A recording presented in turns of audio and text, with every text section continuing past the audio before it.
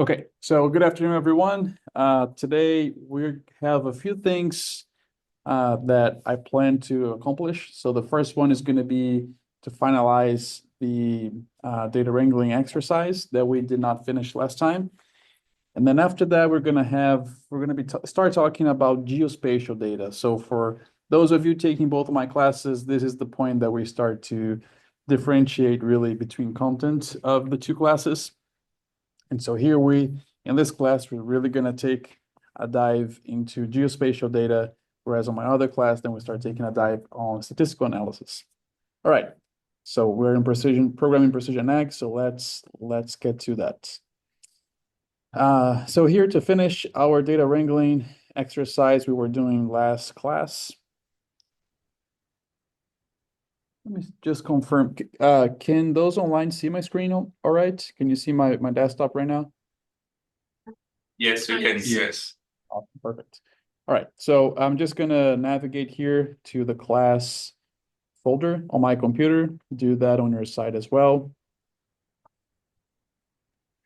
So we were working out of this 0 to wrangling course, or sorry, not course, folder. So if you remember, just a quick recap again, every time that we have a new exercise, we're gonna create a new folder for it. So the one we're working right now is 0 to wrangling, right? So if you go in there, and if you remember, we created an RStudio project, and we also have code data and output subfolders. Now, I will tell you this a few times, but then I will forget to tell you this every time, and I do want you to remember. Once we start working with RStudio projects, which we have already started, every time you want to relaunch something or you want to work on a given project, I do not want you to come here, go on code, and launch your code like this. Do not do this that I just did. Why is that? The reason is if you already have a previous RStudio window open on your computer and you just launch your script, what's going to happen is it may open here on the project none on the top right, and it may open with other scripts that have nothing to do with this project or analysis.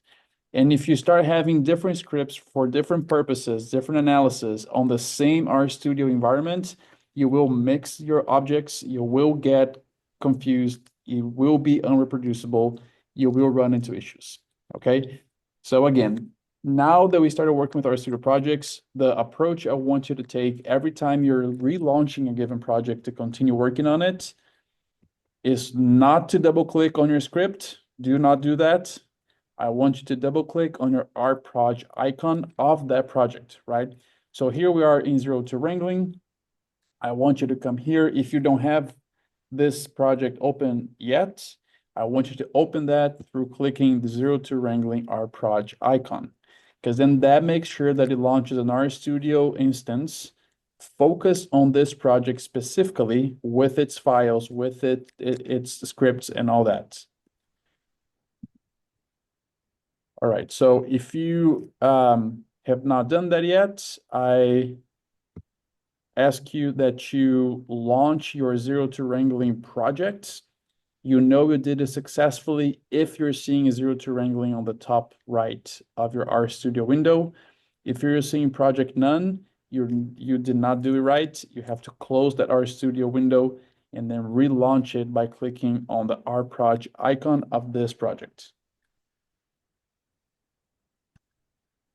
All right, so for me, when I launched that project, look how nice what it did for me. It already had it open my script that I was previously working on. And I think I don't know if we stopped. No, maybe when I closed, I stopped here. So it kind of brought me back where I left off, which is pretty cool.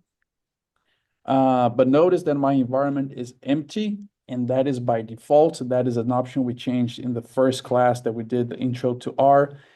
I do want every time that you relaunch a given project, I want your environment to be empty.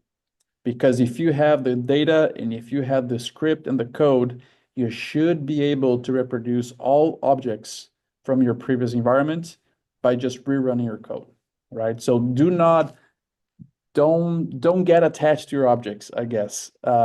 Just, that let them be lost once you close your RStudio project.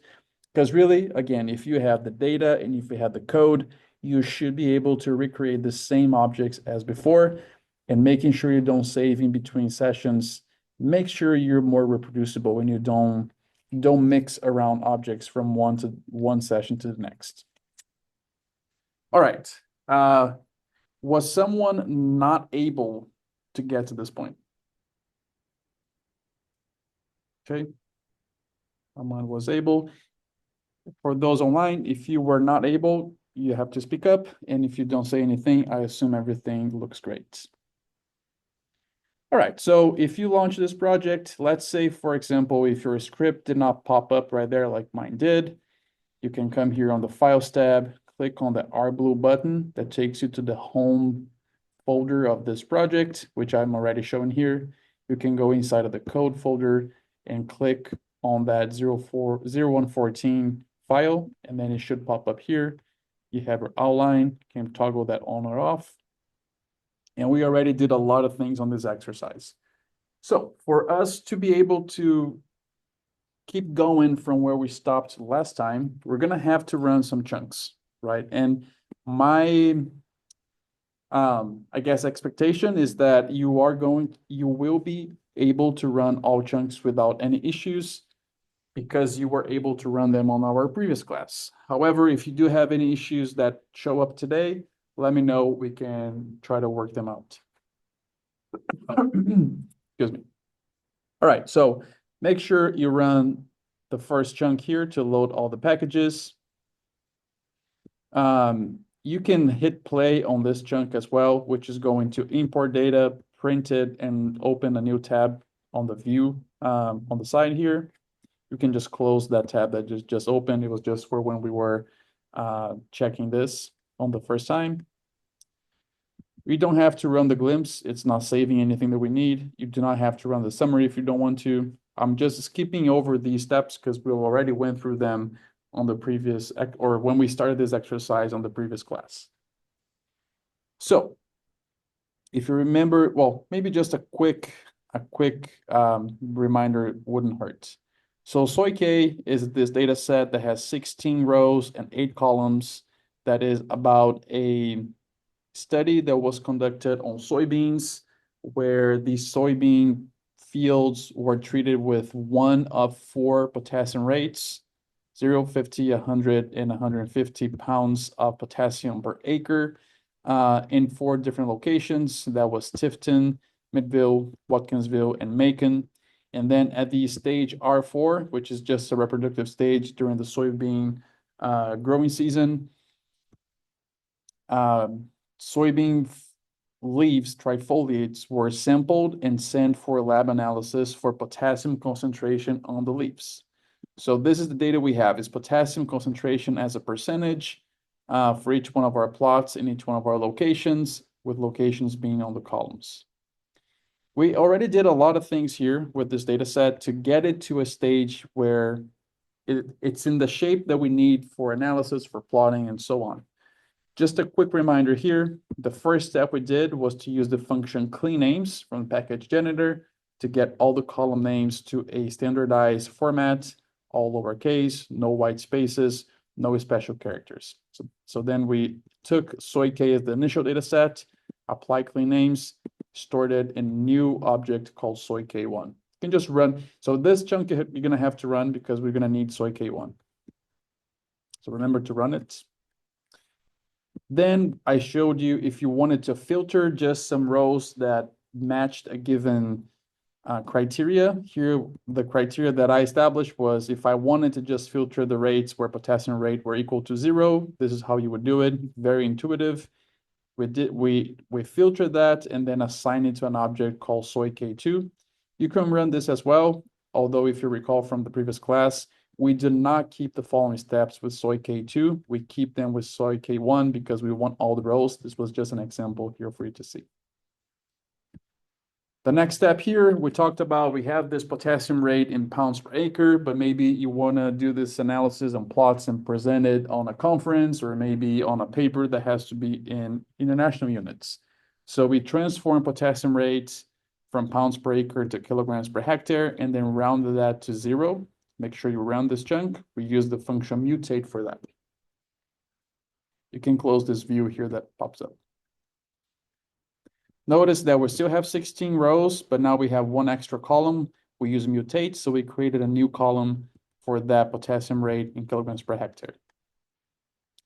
Then we talked about how can we will need to have a column for block or rep that was not yet present in our data set. We talked about that we could extract that information from the block, or sorry, from the plot number, assuming that all the plots that were number 100s were part of the block 1, all plots that were number 200s were part of block 2, and so on.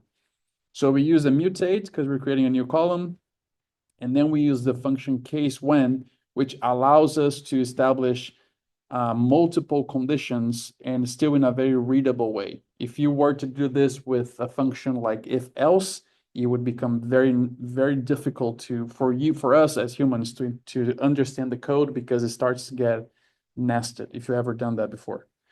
So we use the function case when to help us to establish multiple conditions in a very readable form. So we'll go ahead and run this chunk. So you create soy K4. You can close that view tab that popped up. The next thing is, if you remember, we had our location information up until this point, up until soy K4. The location information is basically on some of the column names. We wanted to have a column where we would have the location information under a column, right? And rather than on the column headings. This is important because if we are making a plot or maybe if we're running a model, a statistical model that needs to have the location effect, that effect needs to be a column. It cannot just be a column heading over multiple columns, right? We have to have a column that is that is location, and then under that column, all the location names, which at this point we don't have. They're all on the heading of 4 columns right now. So I think, yeah, this is where we stopped. So we basically use the function pivot longer, and I'm gonna maybe re-explain this just to make sure you all follow what we're doing. So soy K4, I'm gonna use the view function to open on a tab. We have 16 rows, and we have our potassium concentration on soybean leaves in Watkinsville, Midville, Tifton, and Macon as columns, right? What I need to do here is we're gonna basically summarize, or not summarize, but we're gonna reshape these 4 columns into 2 new columns that we don't have yet. What are those 2 new columns? So think that we're gonna take all the values from each one of these 4 columns, what we're seeing here, which is the potassium concentration, and we're going to stack them below each other, right? So we're gonna take our data from a wide format to a long format. We're gonna have fewer columns, but a lot more rows, 4 times more rows because we're pivoting 4 columns. But now imagine you have all these values running in one column. How do you know which location they're coming from? So we need a new column that's gonna have the current column headings. So we're gonna have one column that's going to store all the values, and then another new column that's going to store the location information. So imagine that we have here the first 16 values of potassium concentration for Tifton. So those values are going to go under a column, and then on the next column that's going to be created is basically going to repeat Tifton, Tifton, Tifton all the way down. And then we have the next 16 columns coming from Macon, potentially. So the values go under the values that we just had for Tifton, but then on this next column, we're gonna have Macon, Macon, Macon 16 times, and so on, right? So that's what we did here. We started with soy K4, which was our latest object above, and then we provided what is the name of the column that we want to create where the current column names will be stored, and what is the name of the column you want to create where the current values will be stored. So location K is going to be the new name of the column where the names will be stored. KPCT will be the new column name where the values will be stored. And then we just said that the current columns we want to pivot are all the ones that contain KPCT in their names, which will match to Tifton KPCT, Midville KPCT, Watkinsville KPCT, and Macon KPCT, right? So if we run that, if we run soy K5, and then you print the result of that pivot longer, now notice that we have 64 rows.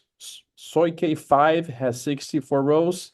Soy K4 had 16. I'm just printing it here. Soy K4, 16 rows. Soy K5 has 4 times that, has 64 rows. And then if you just navigate, I'll be right there with you, Tifton. If you just navigate to the right, you're going to see that we have a new column called location K, which is matching this.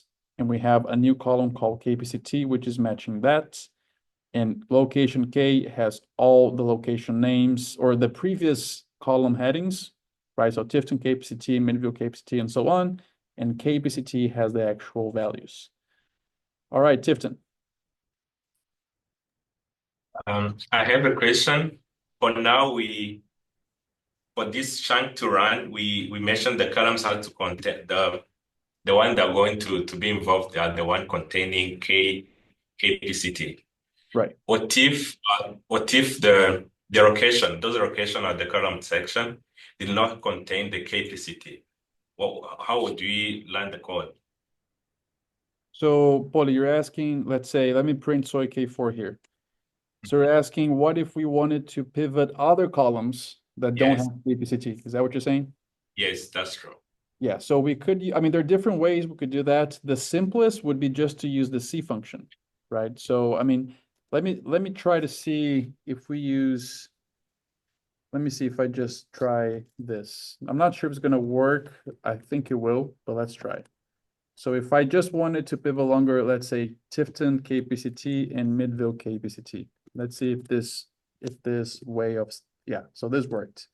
So you see right now, so if you use the C function and you give the current column name in parentheses or in quotation marks, you can do that as well if Yes. you want to manually specify, right?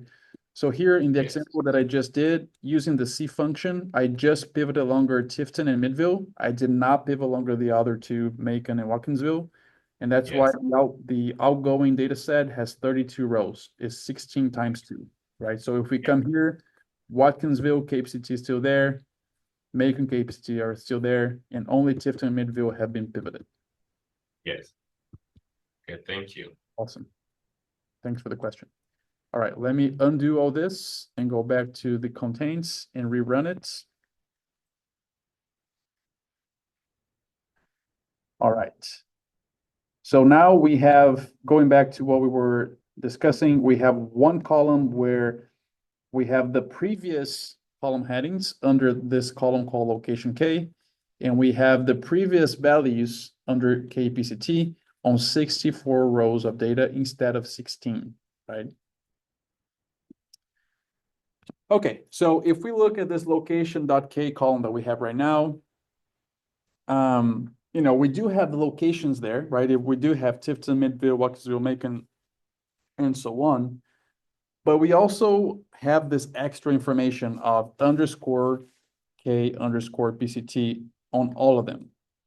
And I really don't care for that, right? I want a column that only says Tifton, Midville, Watkinsville, Macon, and not Tifton KPCT, right? That is just extra information that it would be silly if we made a plot where the legend would say Tifton KPCT. I wanted to say Tifton. There are different ways to handle this problem, and if you're taking both my classes, you may have heard of some other based on some questions we got earlier. But I want to show you one of them, which lends itself useful to check a few different functions. So one thing to notice is that every string of text here follows a pattern, where the pattern is location name underscore, and then K underscore PCT underscore. They all follow this same pattern. And we notice that they are all separated by this underscore here, right? So underscore is a common pattern that we see between these words for all these strings under this location K column. So we can use that to our benefit to be able to separate the location name from the rest, from KPCT under this column.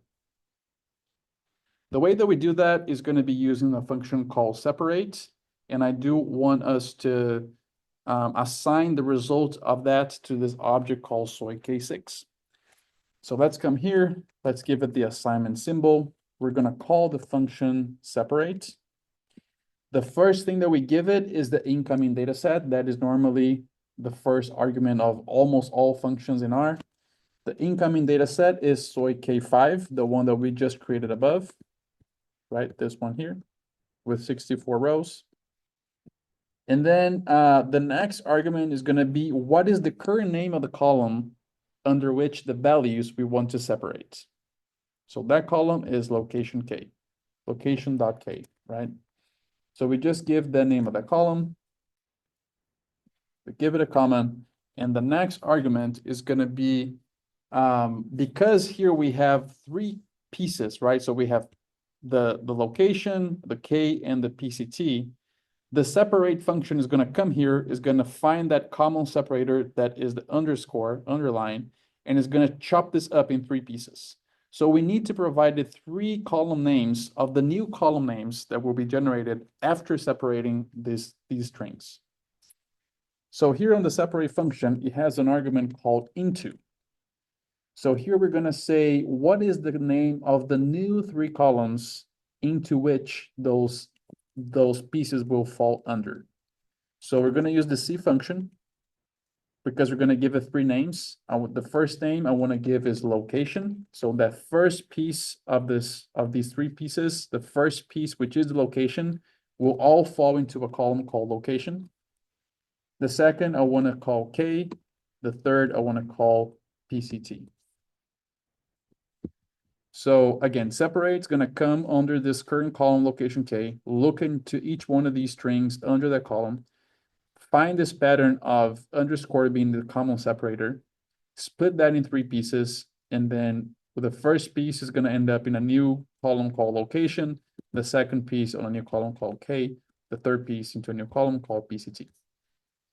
So let's go ahead and run this and then print soy K6 so you can see what happened. Notice I'm just going to come to the right here. Well, let me do a view so it's easier to see everything together. So we notice now that the three new columns that we asked to create, location, K, and PCT, are here. And all the location names are under this location column. All the second piece of that string, all the Ks are under K, all the PCTs are under PCT. So really, we don't care about K and PCT columns, right? They are just space fillers, I guess, as the function separates, split those strings into three pieces. We really care about the location one. That's the main one for us. So now we have a column that has the location names for us to be able to use in a plot or maybe to use for modeling. Things are starting to look nice on shaping this data set. All right. Any questions about anything we've done until now? All right, I'm going to keep moving then. So I guess just quickly printing soy K6, which is the outcome of the separate function. So right now, I think we were able to create all the variables that we needed. But then we have a lot of extra variables that we don't need anymore. So for example, I really don't need plot number anymore. I really do not need treatment number. So treatment number is going to be for every time the potassium rate was 0, treatment number is 1. As the potassium rate was 50, treatment number was 2. So in an analysis, you're not going to really include treatment number. You want their name, which is basically is the rate to apply it, right? So treatment number is really not useful at this point.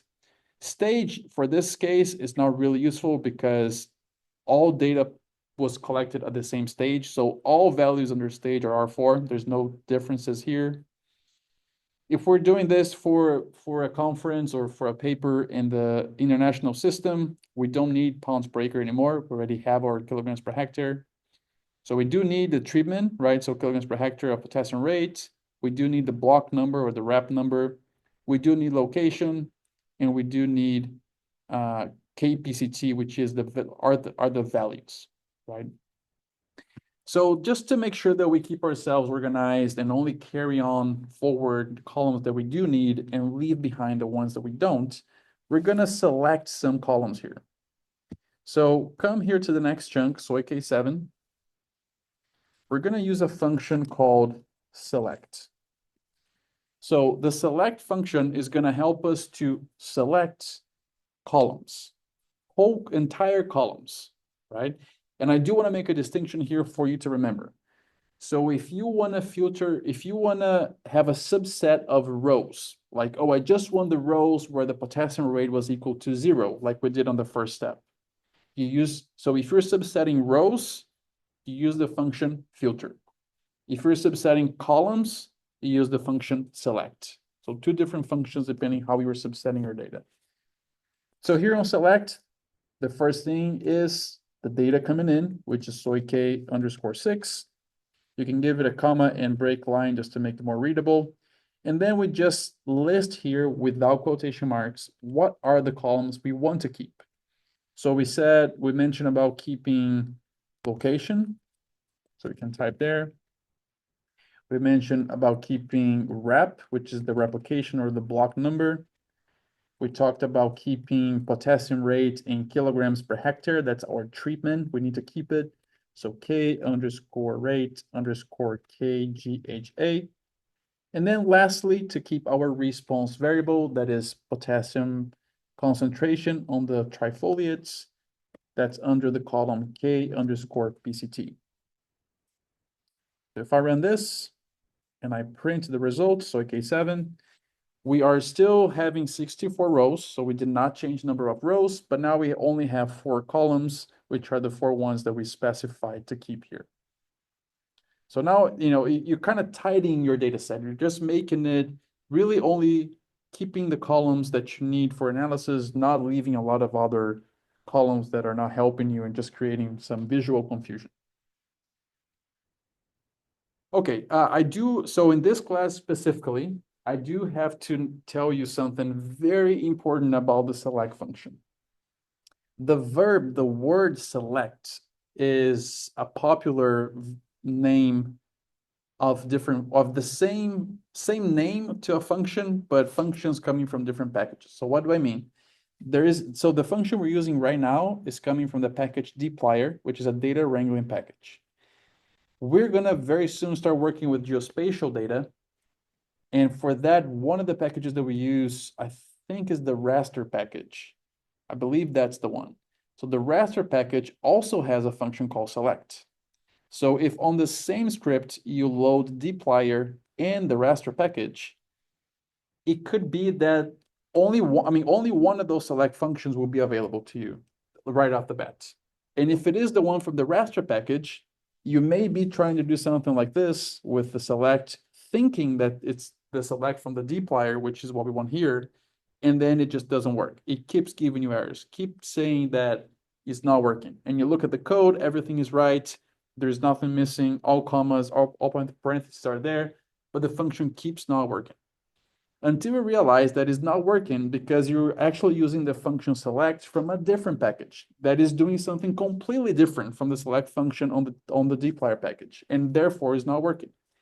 So with this function in specific, I would recommend that every time you use it, you explicitly mention what is the package you want it to be coming from when you use it. To do that in R, we basically call the package name. So dplyr is the name of the package that has this function. And then you type : : So this notation here is basically saying, I want the select function from the package dplyr. In this script here, that is not going to make a difference because dplyr is the only package that has this select function that we're using. But in this class, there will be times where you're going to load more than one package that has the select function. And then you're going to run into that issue if you don't explicitly say which one you want to use. So this is the notation of how you would explicitly say that. And this applies to any function in any package. We normally don't explicitly use this notation just because normally it's not an issue. But for the select function, especially for geospatial data in R, it can be. So just a heads up there. All right. The next function I want to show you here for data wrangling is, so right now our data set is I think is, I'm not sure what column is being used to sort it. I don't think it's actually in any specific sequence here. Well, let's say if I want to sort my data set according to location, meaning that I want all data from, well, it's going to be in alphabetical order. So maybe Macon is going to be the first. So all data from Macon to appear first, and then all data from Watkins, or the next one is probably Macon, maybe Tifton, Watkinsville. What is the other one we have? Midville, yeah. So Macon, Midville, Tifton, and Watkinsville, right? So if I want the data from each location to be ordered like that, which it's not right now, we can use the function arrange. So if you come here on SOIK8, let's give it the assignment symbol. We're going to call the function arrange. As always, the first argument, or as almost always, the first argument is the incoming data set, which is SOIK7, the one that came right before this. And then we just say what column I want to arrange by. So that column name is location. So if I just say location here, and then we run it, and then we print SOIK8, we still have 64 rows, we still have 4 columns, but now they're all arranged alphabetically. So all data from Macon coming first, and then Midville, and then Tifton, and Watkinsville. A quick note here is that this arrange function, at least the way that we're using it, is just for our visual, to be easier to visually assess our data frame, having all data from one location following, all together, and then different locations coming after that. The arrange function is not going, so if we make a plot, if we make an analysis, it normally does not care if it is ordered or not. We're just doing here just so it's easier for us to inspect visually this data frame. All right, so moving on to our next chunk here. So we have 64 rows, right, where we have potassium concentration from 4 treatments times 4 blocks times 4 locations. That's how we get to 64, right? Let's say that I wanted to calculate the mean potassium concentration at each location. How will we do that? So every time you think, so this is the idea. Every time you want to calculate some summary statistics, we're going to do the mean, but it could be the mean, the median, the minimum, maximum, standard deviation, coefficient of variation, anything like that. So you want to calculate a summary statistic over certain groups, under certain levels inside of a column. In our case, what I'm proposing is that we get the average potassium concentration for each location. So think average is a summary statistics. For each location is a grouping factor, is a grouping variable. In R, there are this dual set of functions that help us do that. Group by is the first one, the first function, and summarize. We normally use them together like that. And I'm going to show you here why. So again, with the goal of extracting the mean for each location, let's come here on SOIK9 and start typing. We're going to use the function group by. The incoming data frame is SOIK8, right? So what we did right above. And then we say, what is the column that we want to group by the values under the column? In our case, I'm proposing location. So that column is called location, right? So let's just say location. Now, if you run SOIK9 and you print it, notice that we still have 64 values. We still have 4 rows. So the data set itself has not changed. It has not given us the mean yet because we have not asked for it yet. What we asked it to do is just to create groups behind the scenes. Under the hood, it created groups. And we see that because when we print soy K9, it says here groups, location, and then it has 4 groups. If I just print soy K8, which was before we apply group I, still have 64 rows, 4 columns, but no groups information here, as you can notice. Now, if I print soy K9, which is the one that we applied the group I, 64 rows, 4 columns, and it does have a grouping structure behind it. It has not done anything with it, but it has created that structure of 4 groups for us. And that's why group by is normally used in a combination with the function summarize. So now on soy K10, I want you to come here. Let's give it an assignment symbol. Let's call the function summarize for us. So here we're going to say soy K underscore 9, which is the data frame that was already grouped by the one above. I want to break line just to make it easier for us to read. And we're going to call, so here we say, what is the name of the column that I want to store the summarized numbers? I want to call this mean underscore or mean K underscore PCT. So it's just the mean of KPCT of potassium concentration on the leaves. This is the name of the column. Now we give one equal sign and we're going to say, what's the function I want to apply? As we've been telling, I want to extract the mean of the KPCT across locations. And so inside, so we say this is the function we want to apply, the mean function. And then I need to say what column I want to apply the mean function to. The column should be KPCT, right? Here's where the values are. So KPCT goes here. If you run this and you print soy K10, this is what we end up with. We have a column for location, a column for mean KPCT, which is the one that we just created on the summarize, where we only have 4 rows now. And we have 4 rows because we have 4 locations and because we group by locations, right? So for each location, it's giving me the KPCT concentration of that location. Now, I want to show you something here. What if we use the summarize function, but we did not group by first?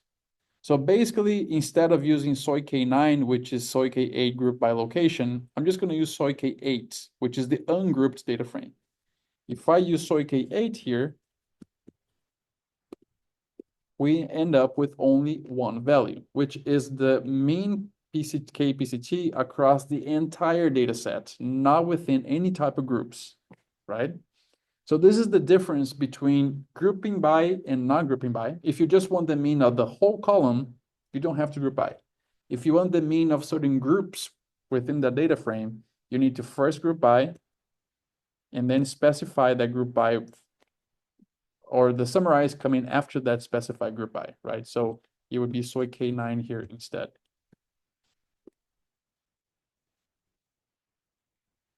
All right, any questions at this point?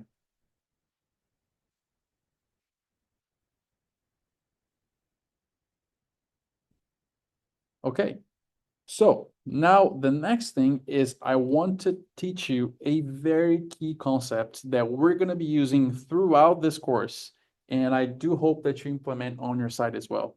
If you have been using Python and R and you're learning both, I would say that this is one of the features that I think R is ahead.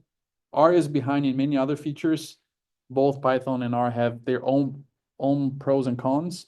One of the pros of R compared to Python is the capacity of piping functions. And I'll tell you how that works and what that is right here.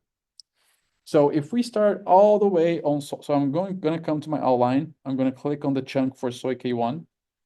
Starting all the way here, look, let's just take a moment to realize all the steps we applied, right? So we apply clean names, we save that to soy K1. We apply filter and then save to soy K2, even though we did not keep using soy K2 afterwards. We transform potassium rate to international units, save to soy K3. Then soy K3 came in the next function, mutate, where we created the block, and we assigned that to soy K4. Then soy K4 came into the next function, which was pivot longer, where we pivoted longer to get the location information and save that to soy K5.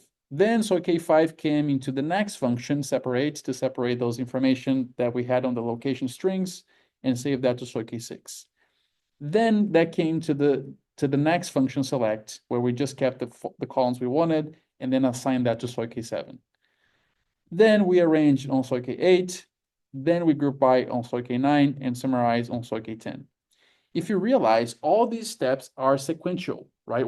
I cannot just mix and match and do the clean names as the last step, for example, at least not in this workflow, right? If I change the order of these steps, it would mess things up because one step depends on the previous step, on the results of a previous step. In the way that we did, we basically ended up with, well, if we assume soy K, we ended up with 11 objects. Think about it. We created 11 different objects where really we just needed maybe soy K10. Maybe soy K10 is the only thing that I really wanted to store because everything in between is just steps in between. I don't really care for them. I just want to get to soy K10, and that's why I had to do everything in between. So this is where piping functions is very handy. How does that work? So I'm basically going to show you how to connect all these steps into one chunk using the pipe. We're gonna build that together here with, so we're gonna type, or you're gonna copy and paste with me and work together because I do want you to get the concept. So let's come here on this chunk that I'm calling soy KW. We're gonna give the assignment symbol, and we're gonna start off with soy K. So soy K was our original object that we just imported that had all the issues, right? So it was before we didn't even did the clean names. So we had all those issues. So what is the pipe? The pipe, at least initially, when it was developed, the symbol for the pipe is percent greater than percent. So what I want to do, the first thing to show you very simply is if I wanted to use the pipe on that first operation of clean names, I'm gonna hit return just because that is the default proposed way of working with pipes is after the pipe you break the code, you break line, and I'm gonna call clean names. If I run this, soy KW gets soy K pipe clean names. This is the same thing, the same result as what our soy K1 was. The difference here is that I am starting with a data frame and I'm using a pipe and piping that data frame into clean names with the pipe. So what the pipe does is it takes what is on its left, which in this case is soy K, and pipes it through the function on its right as the first argument of that function. So it's basically the pipe here is taking soy K and placing it right here for us behind the scenes, right? We don't see that happening, but behind the scenes, that's what's happening. So whatever is on the left of the pipe is piped through as the first argument of the function after the pipe. Which means that we don't have to specify soy K in here. We don't have to do this because that's basically the job of the pipe. So we don't have to specify soy K there, which is how we did on soy K1. So if we go back to soy K1, we did clean names and then soy K inside of it. Now, if I go back to the piping it all chunk here on my outline, I'm starting with soy K, giving a pipe and going to clean names. If you have been using R, if you are an R user and you've been using the pipe already, you know that, so the pipe, when it was introduced, it was by somebody, like a developer in the community. It was somebody that developed a package that they introduced the concept of the pipe, and it became so popular, everybody was using the pipe, that R itself decided to incorporate the pipe as part of R. So it was not, I mean, it is still part of a package, but it was so important and so popular that R decided to incorporate it as part of native R. So you don't even have to install a package to use it. In that case, if you do use the R native pipe, it's the same concept. The difference is that the symbol is different. So the symbol is a vertical bar greater than. This is the pipe native to R. I personally still use the percent greater than percent. Some people have shifted to use the vertical bar greater than. Regardless of what you decide to do, I don't care. I just, as long as you understand the concept of what the pipe is and that you try to use it for your workflows, that's what's gonna get you the most gains. I don't care which type of pipe you use. I'm gonna keep using percent greater than percent. If you wanna use the other type, feel free to do so. Okay, so here's what I want us to do. I want us to basically combine all the steps we did above in this one chunk using the pipe. And I'm gonna do it, and I'm gonna show you very slowly the first couple ones, and then I'm gonna do fast, and then you can do fast on your side as well. For this to work, you have to have your outline available. You have to be able to see your outline because you have to navigate between chunks, right? So right now, soy KW is basically what soy K1 was. So what I want us to do is come after clean names, add another pipe, hit return, and now we're gonna go to soy K3. If you remember soy K2, we did not kept using it. I just wanted to show you how to use filter. So soy K1 ended up coming to soy K3. I want you to copy everything to the right of the assignment symbol. So the assignment symbol is this. I want you to copy everything to the right of it. Copy that. And then go to the piping it all chunk again. And on the line below clean names, paste it. All right, so now if we run this,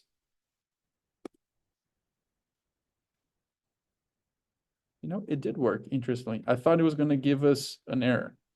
So if you remember right now, we don't need, so in a pipe workflow, we do not need to specify the data coming in because the data coming in is everything before the pipe. So here, really, we can just delete soy K1 from this mutate and run it and print soy KW. And this should be exactly the same output from what we got on soy K3. All right, let's keep going here. So at the end of this parentheses that we just pasted, add another pipe, break line. We're gonna go to the chunk soy K4. Again, copy everything to the right of the assignment symbol. Copy that. Go back to piping it all chunk. On that line right below the last pipe you added, paste it, and then remove the data set coming in specification of soy K3, comma. If we run this and we print it, soy KW, this is exactly what soy K4 was. So soy K4 was the case when where we created the block. So if you come all the way here, we have the block at the end. I'm gonna keep doing this. So I'm gonna keep adding a pipe, breaking line, going back to the next chunk. So now it's gonna be soy K5, copying everything to the right of it, copying that, going back to the pipe in it all chunk, coming right below that pipe we just added, pasting that code and just removing the incoming data set, because again, the incoming data set is everything to the left of this pipe. So, and this is also a good, something interesting to think about. So on the first pipe here, we basically only had soy K being fed into clean names. On the second pipe, we had soy K and clean names being fed into the mutate. On the third pipe, which is this, we had soy K, clean names, and mutate being fed into the next mutate, which was the case when. So notice that is not only the immediate above step that's being fed into the next function with the pipe, is everything above that pipe is being fed into the downward function. So you are piping, right? You're taking something, piping here, and then piping all that to the next, and then piping everything else to the next, and then keeps growing how much you're making move down this workflow. All right, so if you run this and you print soy KW, this should be exactly as what soy K5 was, which was when we pivoted longer, right? We had 64 columns. All right, I'm gonna keep doing this until the end. So adding a pipe, breaking line. I'll go back to soy K6. I copy the code to the right of the assignment symbol, go back to the piping it all. Right after that pipe, I paste it and I remove the data frame coming through because we don't need that now because we have the pipe. Add the pipe again. Now we go to soy K7, copy everything to the right of the assignment symbol, go back to piping it all. Right after the pipe, paste it, remove soy K6 from that function, add one more pipe, we go back to soy K8, we copy that arrange function to the right of the assignment symbol, go back to piping it all, remove the soy K specification, soy K7 specification.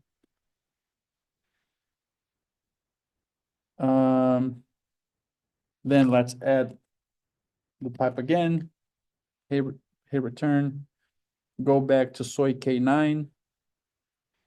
Actually, let me think about it. I think I'm actually going to skip the group by here for now because this would be a summary and I don't want to summarize the data that we export. So we're going to skip soy K9 and soy K10 with the group by and summarize.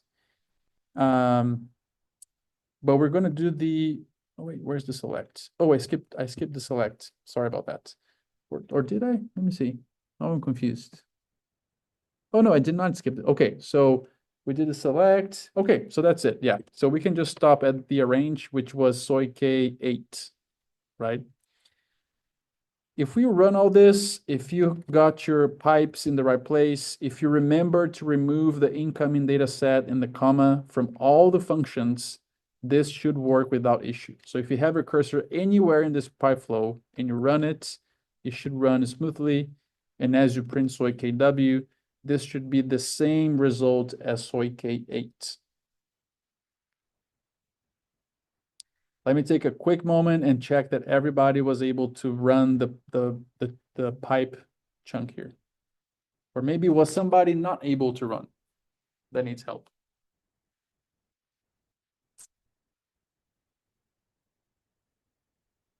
All right, I don't hear anything, so I'm assuming we're all able to get to this point with me.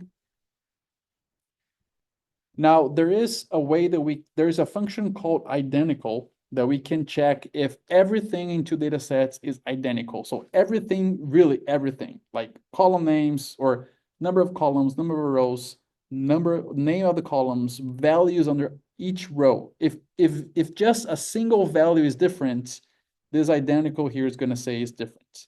And I had here soy K7, but really we should compare soy K8, which is the one we use to arrange, with soy KW. So just go ahead and run this.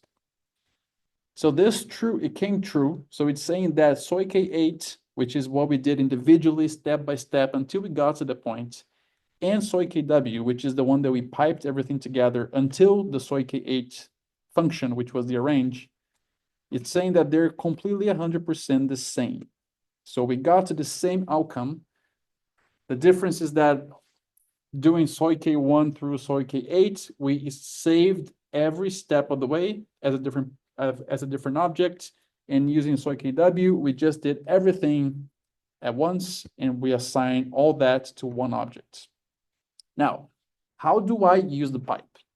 It's very uncommon for me to kind of do, I mean, I never do step by step and then combine in the end. I kind of know, okay, I'm starting here with soy K. I need to do this next step. So I do clean names first. And then I look at that data set and think, okay, what is the next step I need to do here?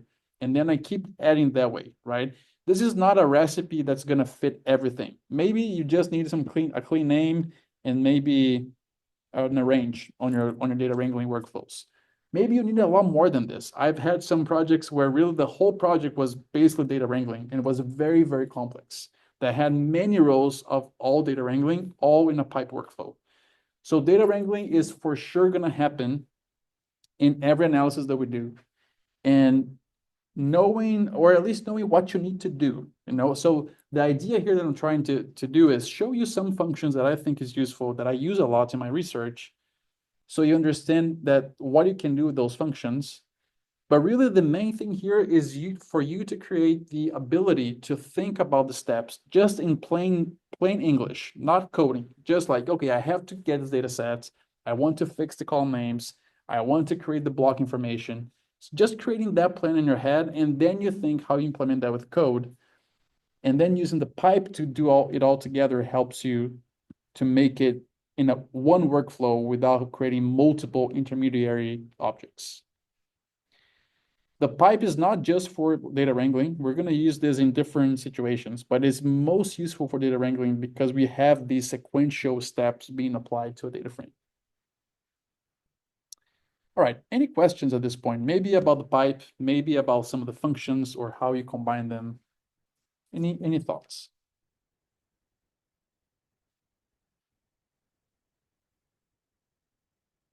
All right, I don't hear anything, so I'm going to keep moving. So now what I want to do here is basically export this data frame to file, because this version of my data frame has been wrangled. It has been cleaned. It has been reformatted. It has all the columns that I need for future analysis. So I want to export this to file. So my next script, which could be one that I run, let's say, analysis of variance, I can import the clean version already, the wrangled version already. I don't have to redo this every single time. So I have a version on disk that is clean already. So for that, let's use a function. So if you remember, the function that we used to import this data frame was called read Excel. Every time you're bringing something in, normally the function is going to be called read something. Now to export something, we're going to write instead of read. So write underscore CSV. The first argument is what is the data frame that we want to export? It's going to be soy KW. You give it a comma, and then we're going to specify where we want to export this. So let's call open and close quotation marks. If you remember, right now we are inside the code folder. I do not want to export this to code folder. We could export either to data or to outputs.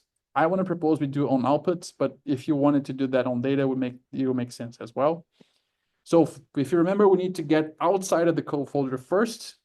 To do that, we type // If you hit tab now, it should show you the contents of your main folder of the project. I want to go inside the output folder. And now I need to, so I'm already at the folder I want to export this. Now I need to give this file a name and an extension. I want to call this soybeans underscore processed. So this is the name of the file, but then I want to give it an extension. And in this case, we're using a write CSV function, so it has to be a CSV file. So soybeans underscore process dot CSV. If you run this and you come on your files tab, you go on your output folder, there it is, soybeans processed. So with CSV files, if you try to open that through RStudio, it's going to try to open in RStudio itself, which is not the easiest way to see it. So if I really want to inspect it, I click on the engine button, I go on show folder in your window, and then I double click on my computer itself, which then launches in Excel. So here it is. We have a data frame with location, rep, potassium rate in kilograms per hectare, and then potassium concentration as a percentage for 64 rows. Everything formatted beautifully for us to do plots and analysis and so on. All right, so this is basically, this is basically the end of this exercise. I do have a quick assignment here after this right following this right now. But before we get to the assignment, I just want to open up the check. Well, first, let me just quickly tell again. We brought in data. We did a whole bunch of wrangling. We got the last version that we wanted, that we needed for future analysis, and then exported that to file so we could import it again, the clean version in future scripts, right? So this was the goal of this script. Now, any questions? Any thoughts?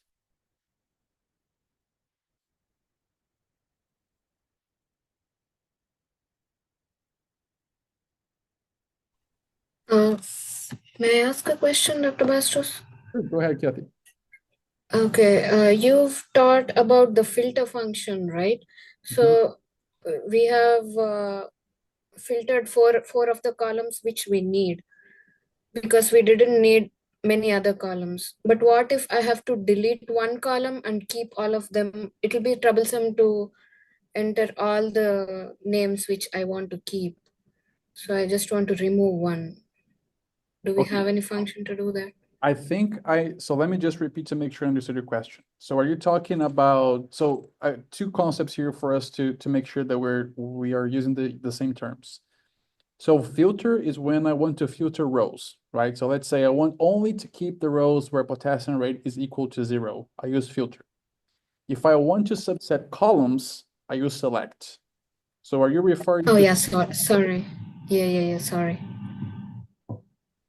so you're using, you're, Yeah, I was referring to select, yes. okay, awesome. That's a great question. So the select function actually has a lot of helper functions that you can use inside of it. I'm going to share some resources with you all afterwards so you can explore on your own. But one of the ways that, so let's say, let me just create a new chunk here. Let's see, right here at soy case 7. I'm gonna create a new, if you don't need to create if you don't want to, I'm just gonna create so I can show you. Right above soy case 7, I'm gonna click on this button here, plus C to include a chunk. And then you say R chunk.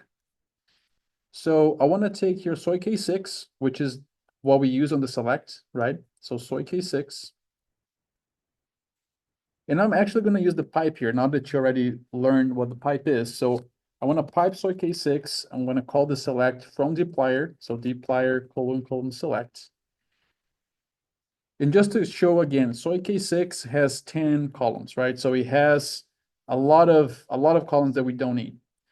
So this is a great question, Kiati, because sometimes, so let's say if you have 100 columns and you just want to leave behind or delete one column, it's easier to say leave behind this one column than to say keep these 99 columns, right? So in select, one way that we can do that to say what I don't want. So we on soy K7, we said what we wanted. If I want to say what I don't want, we can use the minus symbol. So if I don't want plot, I say minus plot, and then the plot column falls off. If I don't want treatment, I can say minus TRT, and the treatment column falls off. So we just use the minus notation to say you don't want it instead of saying what you want. Awesome. Thanks. Great question. All right. Thank you. So yeah. So I have this assignment here for you, and I don't want to do it in class. So I will extend here. Let's see, under assignment 2, Friday. Yeah. Okay. So you have until tomorrow midnight. It's not difficult. You just have to think about it. And as long as you think about it, it's going to be very simple to implement. But what I'm asking you is starting from soy K, so all the way from the beginning, I want you to use data wrangling functions in a pipe workflow. So I want you to use the pipe. If you do not use the pipe, you don't get the points. To generate average KPCT, so I want the mean of KPCT for each potassium rate in kilograms per hectare. So I want potassium rate kilograms per hectare and the average of KPCT for each location. Let me see here. I think that's what we did actually already. No, sorry. That's not, okay. Let me, I just realized where is the difference here. So what I want you to create is I want you to give me the average KPCT for each potassium rate in location. So in our example, we did just for location. If or here on soy K10 that we did group by and summarize, we did just location. Now I want for each location and each potassium rate, I want the KPCT for that. Meaning that we're gonna have, so we have 4 potassium rates. So we're gonna have 4 values for each location. and we have 4 locations. So that means we need to have, in the end, you need to show me a data frame that has 16 rows, which are going to be each combination of location and potassium rates, giving me the average potassium KPCT for each one of those combinations. And all that has to be done starting with soy K and using pipe workflow for each step of the way that is required. All right. And then I want you to submit it to me by sending a screenshot of the code. So I want you to be able to take a screenshot of the code itself. Like this. I mean, of course, this is not the answer, but it would be a screenshot of the code like this, and then a screenshot of the data frame that you create. So something like this. All right. And this is going to be due Friday at 11:59 p.m. Any questions about the assignments?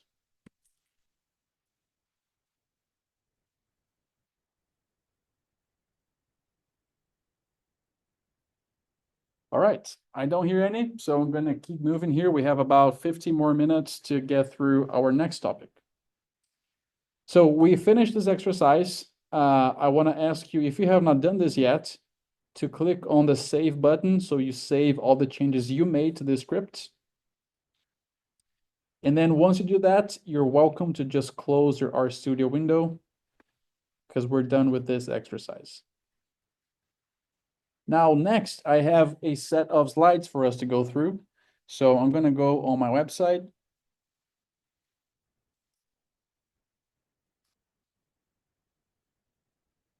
Under Programming Precision Ag. And then on today's class, I have here a set of slides for coordinate reference system, geospatial data types, CRS, and EPSG. So we can go ahead and launch that on your side.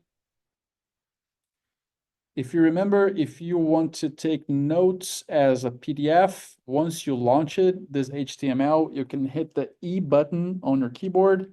This changes to sequential flow instead of an HTML, and then you can just go on your browser, file, print, and export as a PDF.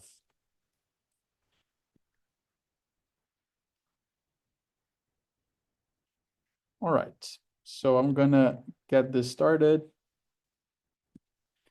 So we are talking about geospatial data. For that, it's going to be really important to be aware of what is a coordinate reference system, which options do we have, how do we specify it, how do we even check if our data set has a coordinate reference system set. So that's the topic of today's class, is just to be aware of those things. I do want to say that a lot of the material for this these slides, I got a lot of inspiration from Dr. George Velides, who is another professor of precision ag here at UGA.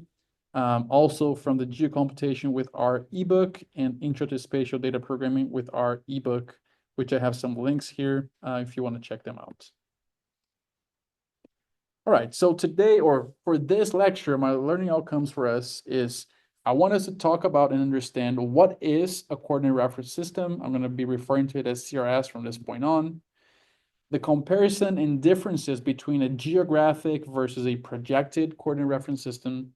Why should you care about the difference? What are some of the most commonly used CRSs? We're going to talk about EPSG codes. And that's it. So those are the topics we're going to be covering in this next hour here. All right, so what is a coordinate reference system? Let me ask somebody in Tifton if you can just, if anyone in Tifton can share with me your thoughts on what do you think is a coordinate reference system? Maybe, let's see. I think Mohit is there, right? Yes. Mohit, what do you think? It's kind of a reference of a person's location according to the coordinates. So on the coordinates where is that person or that object is located. Right. Yes, that's thanks, Mohit. Yeah, so a coordinate reference system is basically the rules and how it was determined the relative position of an object on the Earth's surface, right? So that is what a coordinate reference system is for us. So Mohit was really close to that, right? So it's going to help us to understand where something is in space, given a certain set of rules. So all geospatial data, for example, vector or raster layers, require a coordinate reference system to be correctly placed in space. I am making here an emphasis to vector and raster because those are the main ones we're going to be using in this class, although there are other types of geospatial data as well. So our CRS defines how that spatial elements of the data relate to the surface of the Earth or other bodies. And then, so again, coming back to this idea that a CRS is basically helping us to set some rules and establish where something is in a space according to certain types of rules specifically. Generally speaking, CRSs can be either geographic or projected. There's a key difference here, and we're going to talk more about it in a second. But basically, these are the main types, and we have to be aware of what is the type of CRS that our data is formatted to be able to fully connect with other layers, but also to choose the best type of CRS if we're doing certain operations like distance-based operations. And also CRSs rely on a datum. So datum is something different from CRS, and we're going to talk about that difference in the next slide here. So what is a datum? The datum contains information on what ellipsoid, and this is the key word here, ellipsoid, that has been used to establish the precise relationship between the coordinates and the location on the Earth's surface. I want to show you here a figure that illustrates this a little bit better. So for datums, there are two different types of datums as well. One is geocentric, the other is a local datum. Let's look into this example here where I have a geocentric datum. So this is the Earth. We have a geocentric datum being shown as the black line, and we have a local datum being shown as the dashed line.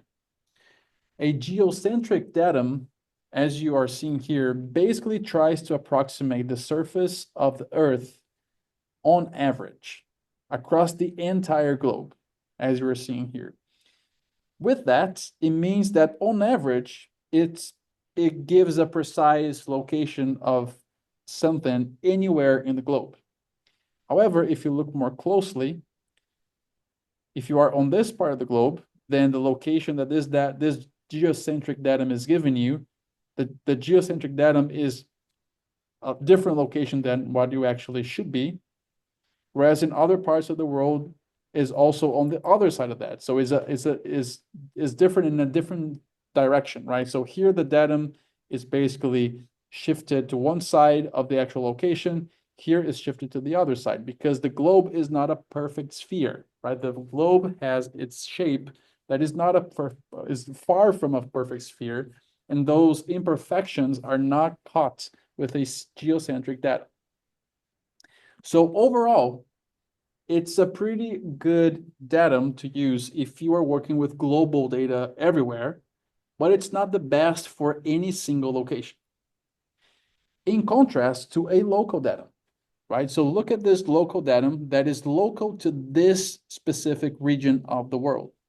So for this specific region, this local datum is right on, is spot on, is perfect, right? For if you live or if you work on this part of the globe right here, since this local datum is made for that location. However, if you use the local datum for this location, for other places on Earth, those other places are very, very imprecisely placed, right? Because again, this local datum was optimized for this location.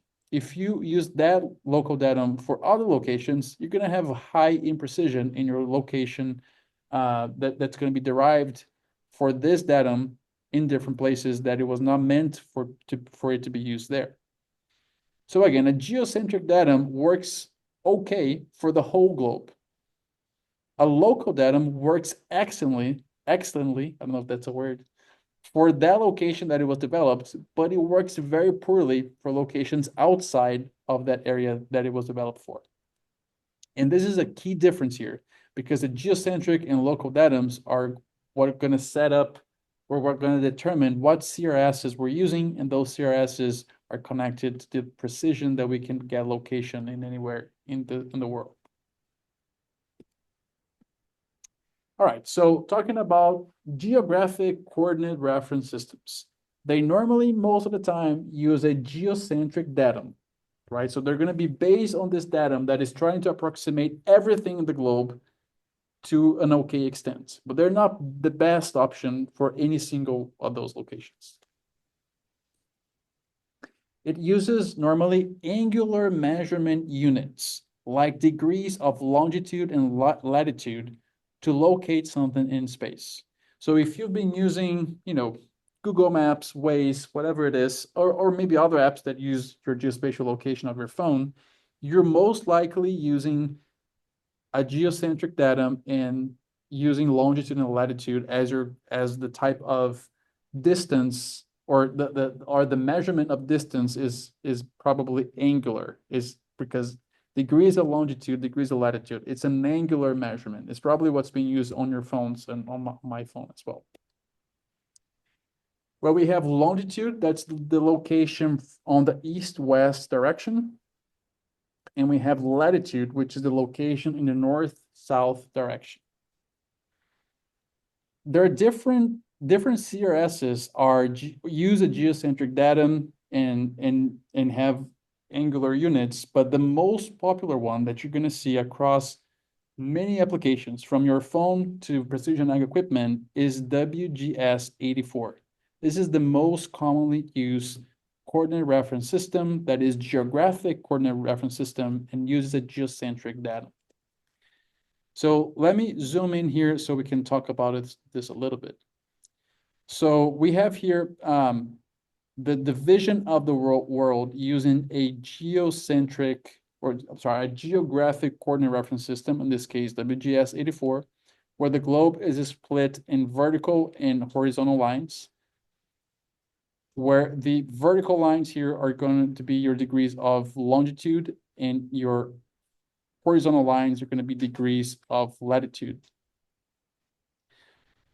The globe is basically, you probably have seen this before, but the globe is basically split in 4 quadrants, where the line that splits between north and south is the equator line, and the line that splits it in north and south, in east and west is the Greenwich meridian, right? And then if you are at the Greenwich meridian on the equator line, you are at the 0, location point.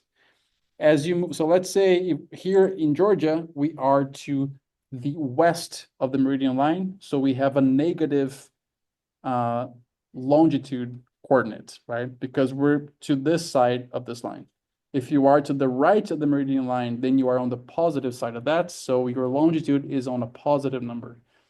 Similarly, if we think about the equator line, if you are to the north of it, you have a positive latitude. If you are to the south of it, you are on a negative latitude. So here in Georgia, we have a negative longitude, negative on the X, and positive on the Y, right? Because we are to the left of the prime meridian, to the north of the equator line. And this is basically how we would specify the location of an object on the globe if we're using a geographic coordinate reference system, in this case, in this example, WGS84, that uses degrees of longitude and latitude. All right, in contrast, we have projected coordinate reference systems that normally use a local datum. So this is key, is to understand that WGS84 uses a global datum, whereas what we're going to see now, the projected type of CRSs use a local datum. It basically converts the three-dimensional surface of the Earth into easting and northing, or X and Y.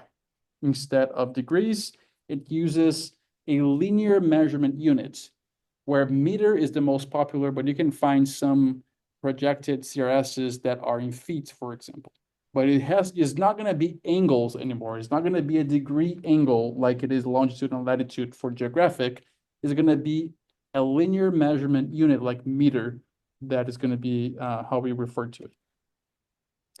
One of the most popular examples is the Universal Transverse Mercator CRS, which we're going to be referring to as UTM. And UTM follows a very specific system that we're going to talk about now. So UTM, the Universal Transverse Mercator, divides the Earth into 60 zones, each one of them being approximately 6 degrees of longitude and width. So imagine we take, oops, let me come back here. Imagine that we take this globe here and we split in slivers of 6 degrees longitude, and each one of those slits that we split it is going to have its own project coordinate reference system for that slit specifically.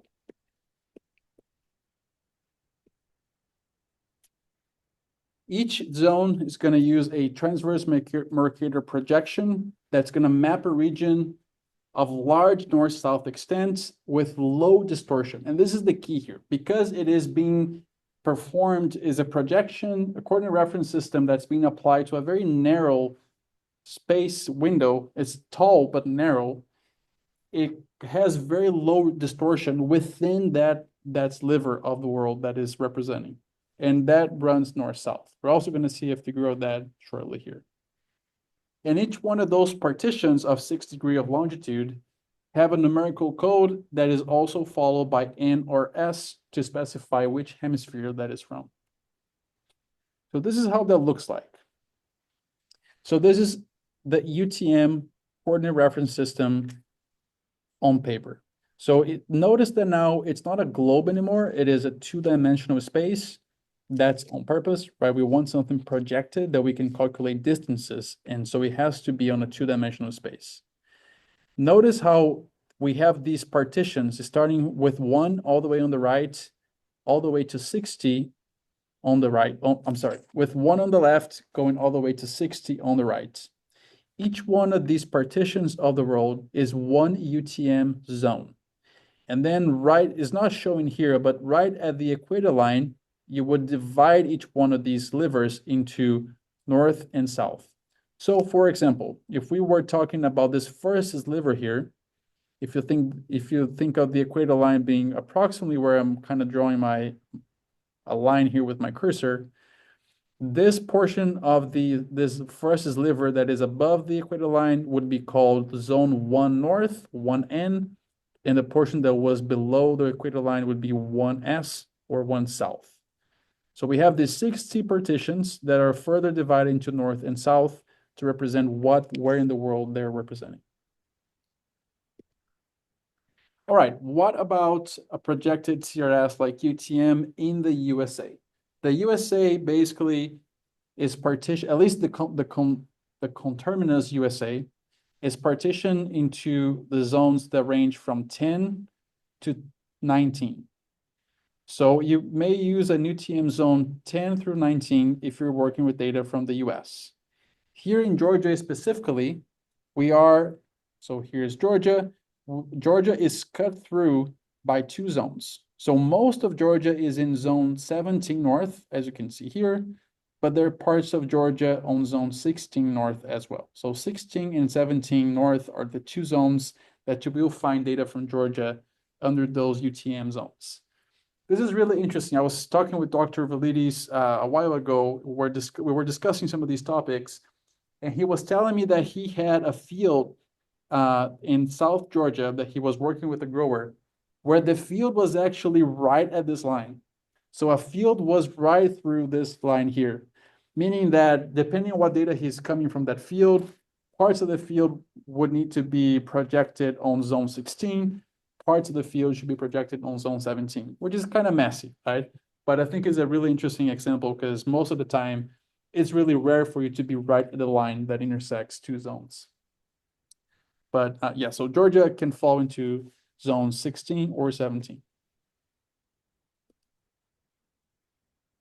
All right, so let's take a quick look here and just discuss what we're seeing. We have two polygons showing up here. They are representing the same target. I don't know how big this is. I don't know if this is, a city or a state or what is this. But so the same target being represented by two different coordinate reference systems.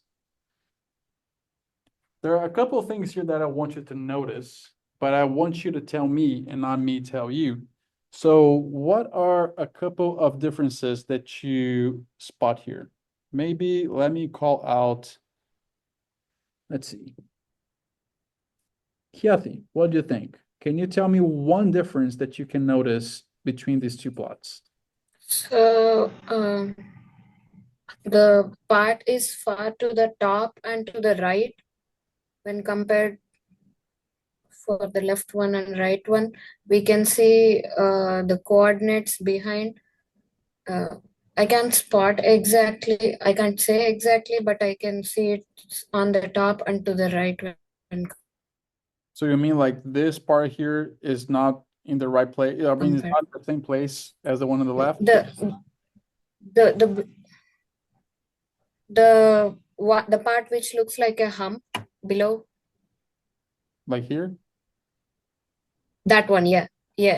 Mhm. You see it's somewhat more top than the left one. Right. So it's a little bit like tilted perhaps, right? Yeah, it's to the right too. Right. I agree. So it's a little bit. So maybe the position and maybe the size is a little bit different. Thanks, Kathy. Let me ask somebody else, and I'll ask Aman this next one. What else do you notice, Aman, as far as differences between these two maps? That one grid is more narrow than the other. Oh, sorry. Was that Benedetta? Yes, that one grid is more like narrow than the other. So sorry, can you say that again? Which one do you think is narrower? The one with less student longitude, like it's smaller. Yes. So definitely like the shape is a little bit different. The angle is a little bit different. There's one more thing that I want you to notice here. Aman, I guess you were about to say something. Go ahead.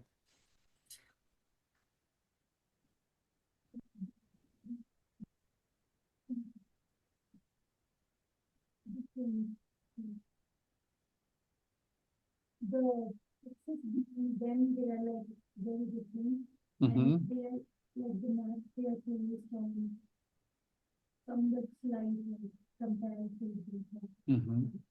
So Amandeep here in Athens said the following, that the units of distance, so the X and Y units are different. That's also important to notice, right? So one of them says longitude and latitude, the other one says X and Y. That is a difference that can help you perhaps identify what is the CRS. So maybe let me ask somebody else that hasn't said anything yet. I'll go back to Tifton and I'll ask Polly. What do you think? Yes. So which one of these do you think is a geographic? Which one you think is a projected CRS? The one on the left, the one having latitude and the longitude is the geographic, because displaying the one in degrees, and also the one on the right is the projected one. And maybe the unit will be the meters, those numbers on the X and the Y, maybe the meter or the inches.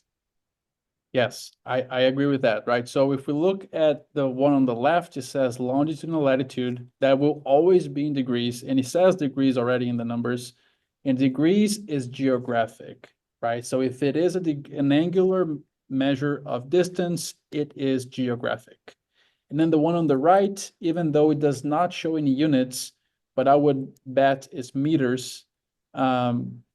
If it is meters, it is projected. It is a two-dimensional projection that we can calculate distances in meters or feet rather than in angular units in the case of geographic. Awesome. Well, thanks everyone for the help. We'll be back with more questions soon. All right, so another example here. So on the left, we have WGS 84, which is geographic, and it shows the EPSG code for that. We're going to be talking about this in a second. So for now, let's just remember it's WGS 84. The one on the right, it's the US National Atlas, which I believe is in meters, this projection here. What do you notice here? Let me go back to Tifton and ask Luke. What do you think, Luke? Sure. WGS 84, the actual shape of the US on like the globe has been kind of stretched so as to have the northern border be completely parallel with one of those grid lines, parallel with the with those lines essentially. But it's still demarcated by the by geographic angular measurements. Right. So we noticed that there is an effect on the shape, right? So really, and I think Luke said very well, on WGS 84, it is a geographic coordinate reference system. And so it is not optimizing for the shape of the US, it is optimizing for anywhere in the globe, right? And so the US looks more squared out because of that, because it's not focusing on the US, it is looking at everywhere at the same time. And so it's not optimizing for any single point. Whereas the US National Atlas, which is a projected CRS, we see that the shape of what, at least we think of the shape of the US being represented here more in a better way, because it is focusing on the US, and so it's able to show its shape in a better way. Awesome. All right, so we learned that it's important to know what type of CRS your data is being used, because that will determine the location that you're going to be able to extract from that layer that has a CRS. So every geospatial layer has to be represented in a map using a CRS. And it's important for us to know what is that CRS and if it is geographic or projected. So it's important that we know what it is, but how do we refer to a CRS? Both to say, well, this layer has this CRS X, but also to say, okay, I have a geographic CRS here. I want to transform to a projected one so I can work in meters instead of angles, of degrees. We need to have a way to refer to them, right? So we can know what it is, but also change something else. So there are different ways that we can refer to a CRS, and I'm going to show you a handful of them here. The simplest one and very ambiguous would be just to say, well, it is in longitude, latitude coordinates. Just using a phrase like this that may give you some information. Okay, maybe that person is talking about WGS 84. That would be a very simple way that we're not going to be using in this course. The second example here is a more formal way, but somewhat outdated these days, which is to use proj for strings. This is a way to refer to it, is also known as proj string. And you would see things like this. So you may still find this in software where it's going to refer to a given CRS using this format. So it has a plus proj, and then it has some data, a plus ellipse, and then some data, plus datum, and other details specified like this. This is outdated these days, first because I think it was too simplistic in some ways, but also not user-friendly in other ways. So it really doesn't have a lot of the qualities that we're looking for in a way to specify a CRS. The next one, which is what we're going to be using, and I highly encourage you to be using this across your geospatial data projects, is identifying with the format authority:code, such as EPSG 4326. EPSG, I do not remember what that stands for, but it's basically a system that it has very simple codes, which I think most of the time is probably between 4 and 7 numbers. So it's not a very long number that is going to, each each CRS that is available that's been created is going to have its own code like this, 4326. And this specific code 4326 is the EPSG code for the WGS84 CRS.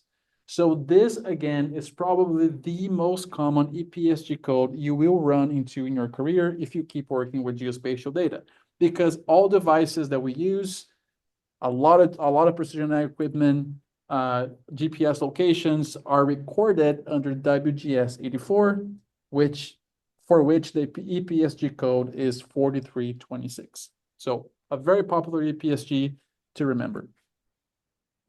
And it's the way that we're going to be referring to CRSs in this class. The last option here, which is it is a very current way of referring to CRSs, but is also very complex, is what is called WKT, which stands for well-known text description. It is the most thorough. It's going to give you a lot of details, but it's also long. So it is detailed, but it's too long. It's not something you can easily type, like typing the numbers 4326. But you may see that in your projects as well. So why am I proposing that we use EPSG as the method to refer to CRSs? First, because it is machine readable. What I mean by that is the code that we have is interpreted by different software, by different machines, and is really easy to refer to it. So it's a really easy way to specify what you're referring to when you want to make mention to a given CRS. It is short and easy to remember in reference to, right? So short, it's probably between 4 and 7 digits, most of the CRSs I've worked with. So really short. If you need to remember, it's easy to remember. You wouldn't have to remember all the CRSs. In this class, we're going to be using 2 most of the time, but easy to remember if you have to remember, and also easy to reference. So if to reference to, what I mean by that is, if you have a layer that is under WGS84, so a PSG 4326, and you want to change it to something else, that something else is just going to be another number that's going to be short as well. So really easy to specify, change from this to that, just by giving the EPSG code. Also, it is easily findable online on the EPSG website. I want to click here because this is an actual hyperlink if you're following the HTML presentation.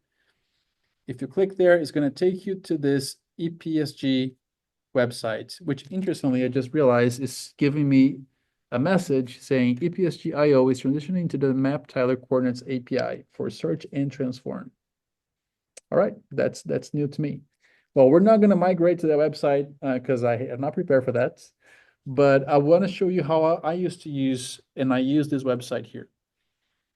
So let's search here. Let's say that you know the EPSG code, but you don't know what it means. Like, what is the actual CRS behind it, and you want to learn more about it. You can come here on this website and just type that EPSG code. So we just saw here the 43, oops. Oh no, it's, okay. We just saw the EPSG 4326 for WGS84. So if I want to learn more about it, I can come here, type 4326 and search. Notice that it brings one item here. So it's the WGS84 World Geodetic System 1984 used in GPS. If I click here, it's going to open a lot of description, right? So it's going to tell me what's the unit, what's the geodetic CRS, what's the datum. Oops, I clicked on something. Let me go back. What's the datum that's using? What is the scope, right? So is it a 3D? So in this case, and maybe I forgot to mention specifically, but geographic is 3D. It's a 3D approximation, whereas projected is 2D. It's 2-dimensional. So that's another word or another way to differentiate them. And then if you just scroll down, it has a few different ways of referring to it. So remember that I talked about WKT, well-known text.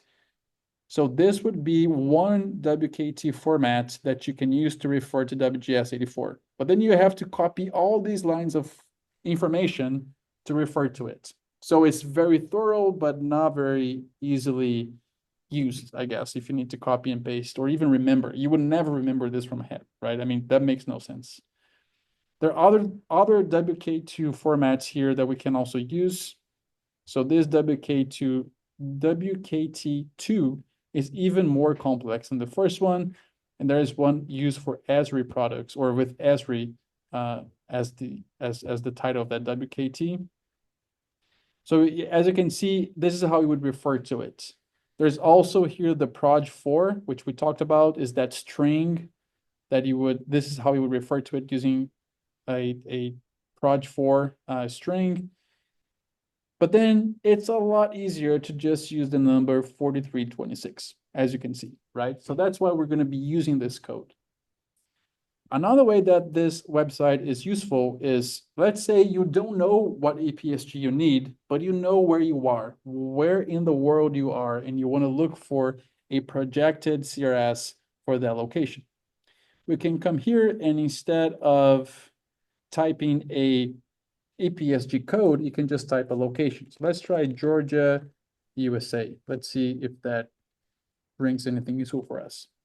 So typing Georgia, USA, it brought here a lot of different CRSs that are used in Georgia. And these here, NAD 83 is normally the one that we want to use with UTM. Let me see if I can find that.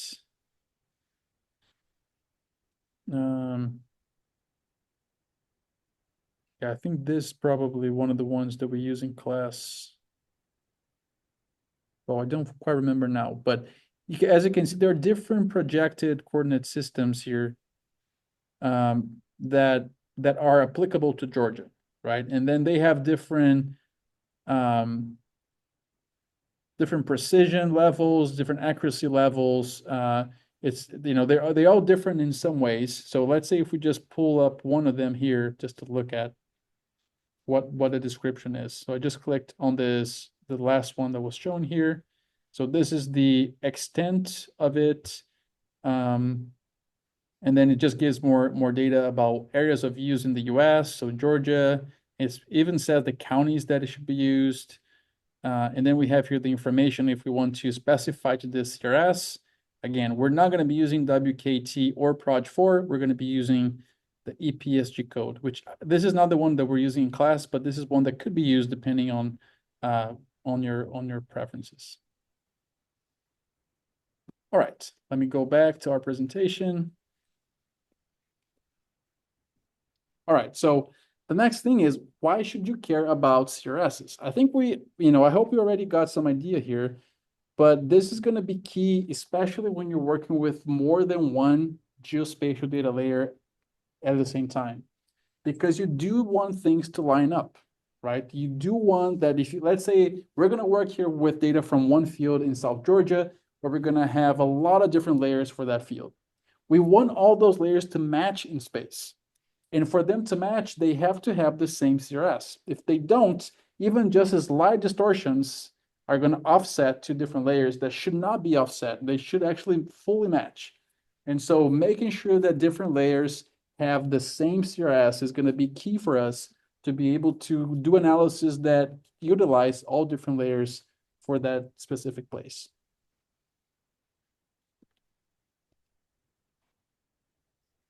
Right. So next question that I have is, why should I care about if it is geographic or projected CRS? Let's go through that a little bit.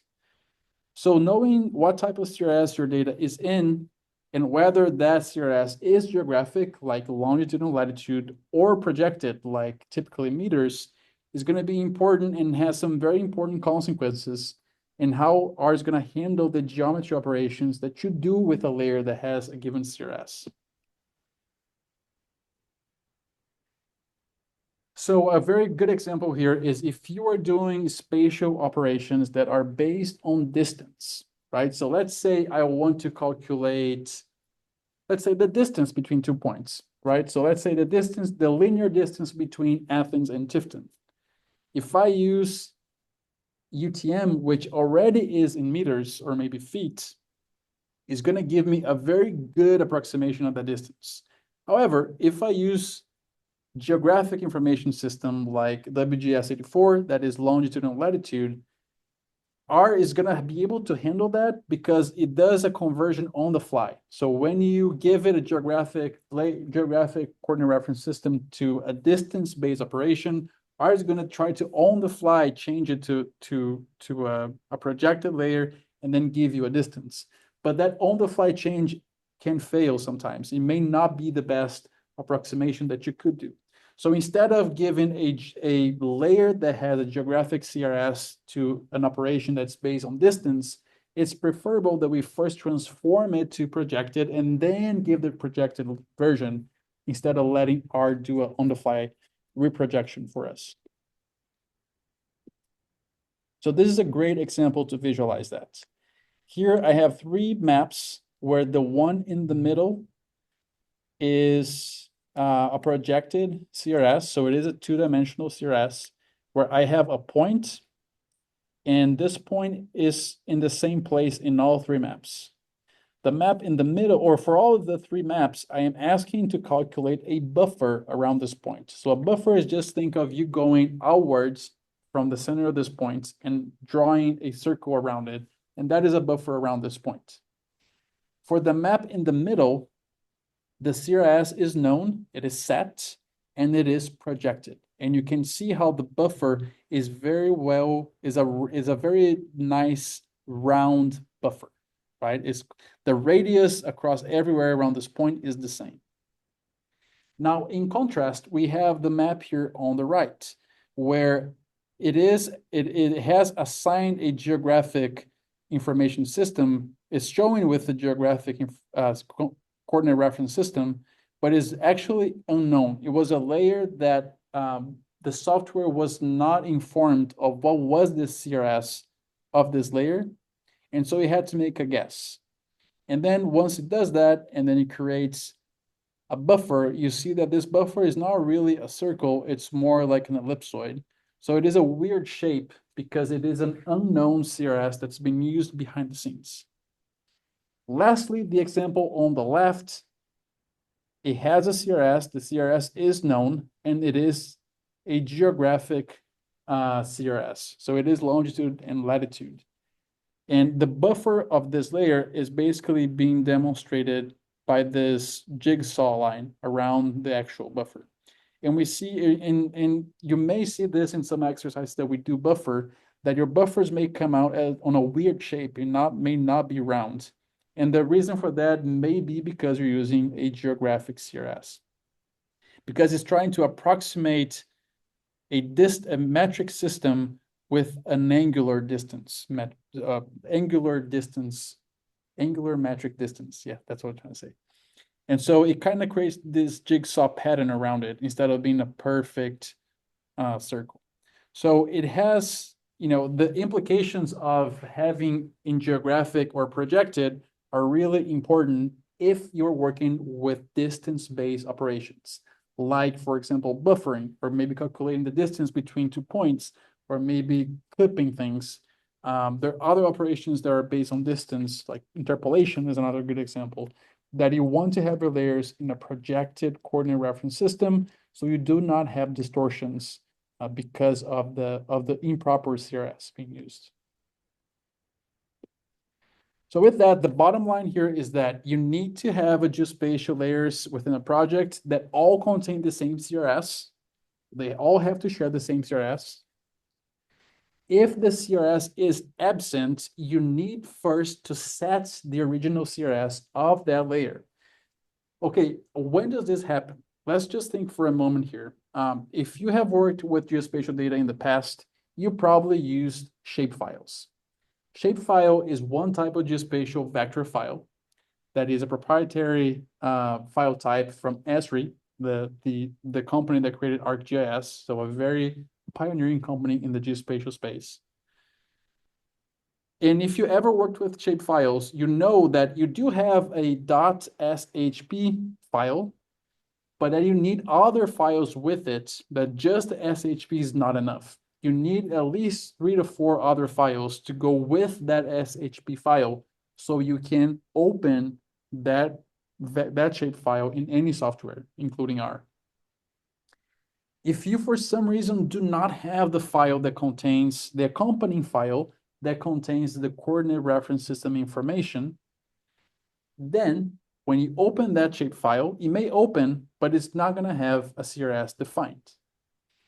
And now this is a key concept to keep in mind is, so let's say you went out to the field, you collected some GPS points, and then you know that your device used WGS84 to collect those points.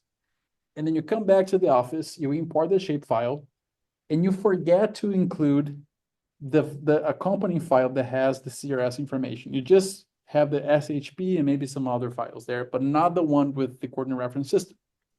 You open that on ArcGIS, QGIS, NR, whatever it is. Oops. Have a question, Tifton? No question. Oh, because I think you got unmuted. So that, yeah, all right, thanks. And so when you open that on software, it says, I do not know, the software tells you the CRS is not known. I do not know what that is because that file is missing from it. And then you think, you know what? I want to transform this to projected. So I'm just gonna say it is projected. Well, that's gonna fail miserably because the numbers of the coordinates are all in longitude and latitude. And then if you tell that that is projected, it's gonna place you somewhere in Antarctica, most likely. So if that ever happens to you, if you have a data layer that you know is from Georgia or somewhere you know, and then when you bring into a software, it shows you somewhere in the middle of the ocean, or maybe in Antarctica, or maybe elsewhere, it's probably something related to the CRS. And so telling you all this because if the CRS is absent, you first need to set the CRS, but not just set to any CRS. You have to set to the CRS that you know that data was collected with, which most likely is going to be WGS84. And then if the CRS is present, so it is there, it is WGS84, but it's different from the CRS of other layers I'm working with, you have to transform all of them to a single CRS so you can use them together in any given analysis. And again, if you're conducting any distance-based operations, it is preferable that you have all of your layers with a projected CRS like UTM N8083. So quick recap, CRS sets the spatial location of an object.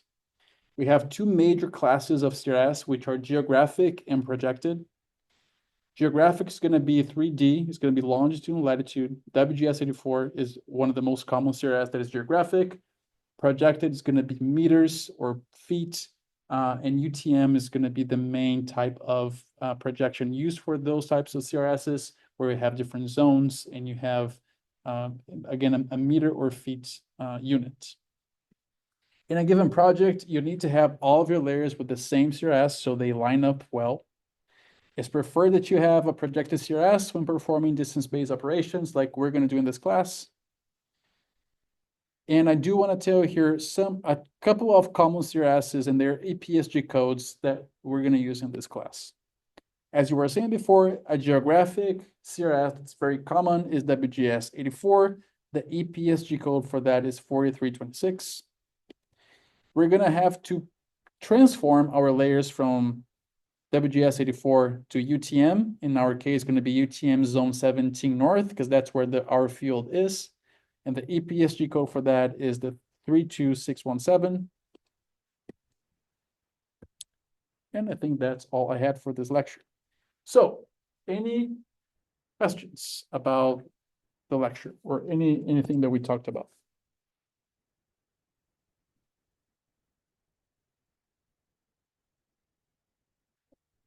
Yes. Like as projected one uses like local data, right? Mm-hmm. Like usually we see that we use EPSG like 4326 in our data or editing. We like rarely use UTM zone 17 now. Why is that so? In which data you are talking about? In if we work with the vector data or even with the raster data, we prefer WGS84 over projected.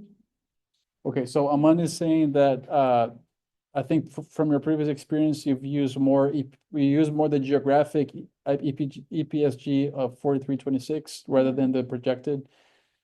So I think it sometimes also depends on what type of data you have. So if like we are going to be working on a single field where it's going to be more important to be precise on that field.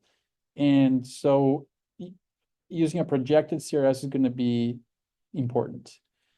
If you're working with data that is across many locations that cut across many UTM zones, and especially if you're not doing very precise types of measurements, like, so precision ag is precision at the field level, right? But let's say you have a data set that is 1 point, like in your research, right? You have 1 point for a site, and those sites are very far apart across the whole US, right? In that case, your precision at the local level is not as important, but your relative precision on a large scale becomes more important.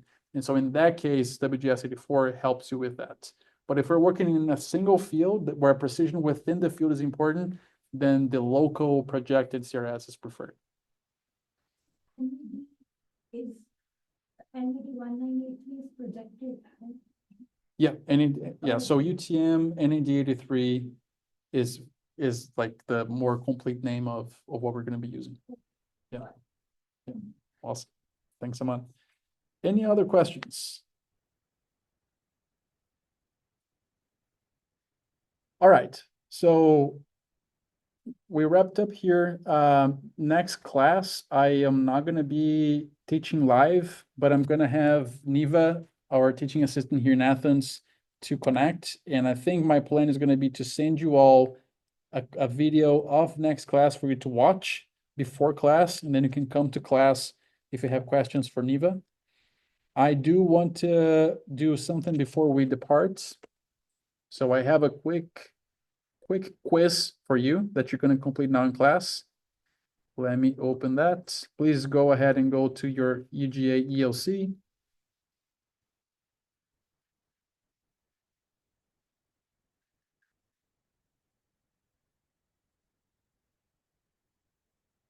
Let me stop sharing my screen just for a moment, or maybe I don't have to.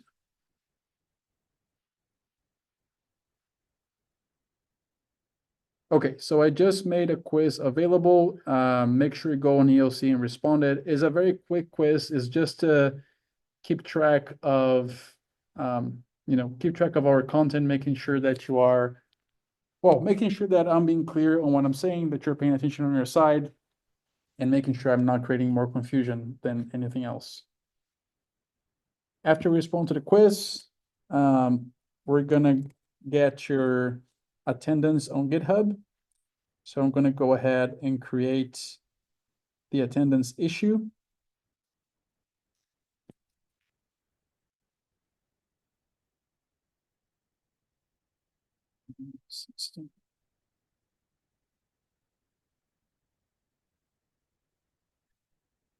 All right, I just opened an issue on GitHub on our GitHub repo 2025 PPA. Make sure that before you disconnect today, that you respond to the quiz and then drop me a word on the GitHub issue to tell me that you were in class. After that, you're dismissed. I'm going to stay around for a couple more minutes in case anyone has any questions, but do make sure you complete both of these steps before you head out. All right, I'm going to stop sharing and stop recording as well.